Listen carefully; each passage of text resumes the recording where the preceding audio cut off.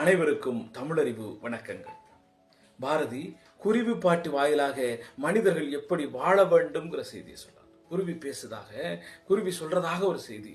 கேளடா மானிடா எம்மில் கீழோர் மேலோர் இல்லை, மீளா அடிமை இல்லை, எல்லோரும் வேந்தரென திரிவோம், உணவுக்கும் கவலை இல்லை, எங்கும் உணவு கிடைக்குமடா, பணமும் காசும் இல்லை, எங்கும் பார்க்கினும் உணவேயடா, சிறியதோர் வயிற்றனுக்காய் நாங்கள் ஜென்மமெல்லாம் வீணாய் மருகல் இருப்பது போல் பிறர் வசந்தனில் உழல்வதில்லை, காற்றும் ஒளியுமிகு ஆகாயமே எங்களுக்கு ஏற்றதொரு வீடு. சொல்லிட்டே போற அந்த நீண்ட கவிதை.